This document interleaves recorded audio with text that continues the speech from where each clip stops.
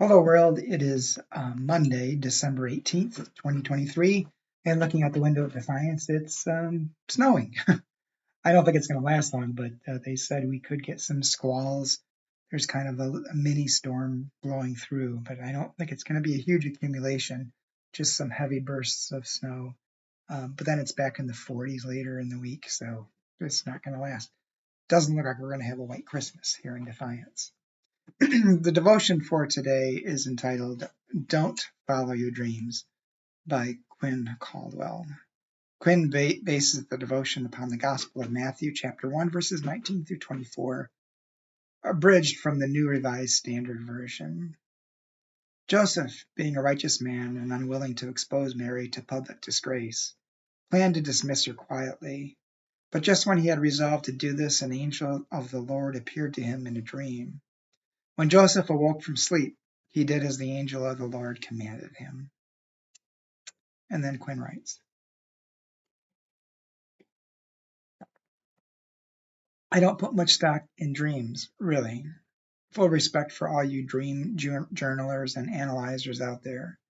Keep doing your thing. I just tend to think of dreams as the way brains work stuff out chemically and electrically, not spiritually. In that physical sense, dreams do important work, but that doesn't necessarily make them great life guides. Seriously, think about the content of most of your dreams, the good ones or the bad ones. Should you be making major life decisions based on them? That said, if somebody, angel or not, appears to you in a dream and says, "You're doing a great job being kind. Now be even kinder," you should do it. If a mysterious stranger reveals themselves in your subconscious and says, "Listen, what you're about to do is perfectly legal and right, but you have all the power. So what I want you to do is to be merciful and gentle and forgiving instead," you probably ought to listen. I don't put much stock in dreams, really. But if yours are telling you to be more loving than you already are, if they are pushing you toward mercy, if they're converting you to graciousness, then do not be like me. Be like Joseph. And then Quinn's prayer. God, you know I'm not really down with all this woo-woo dream business, but send me a messenger that teaches me how to be more loving, and I promise to listen, even if I'm in my underwear in my elementary school hallway when it happens. Amen.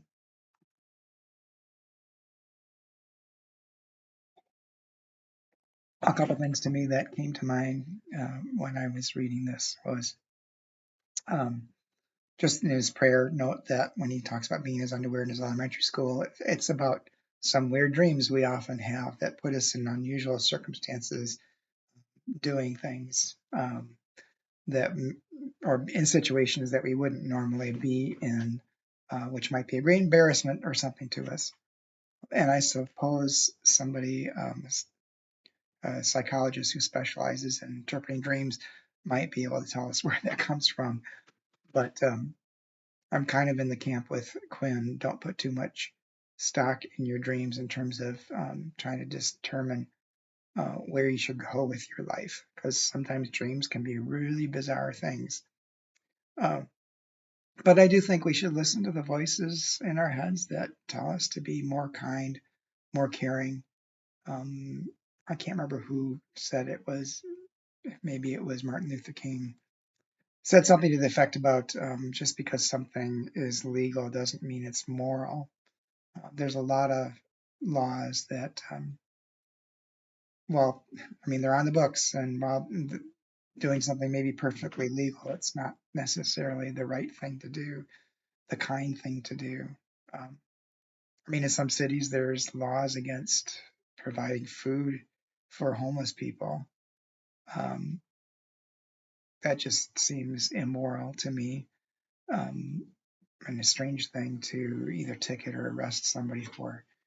Um, but I do think we should heed those kinds of thoughts that come to mind on when we're making a decision on doing something that's our society or the law tells us is right, or the law, what we should do versus what is best for the situation and the person morally and ethically in terms of care and mercy rather than strictly just judgment.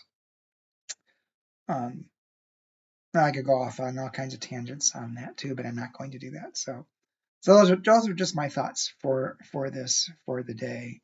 Um, we're always moving more towards embodying the love of God when we move towards mercy, love, and justice and forgiveness.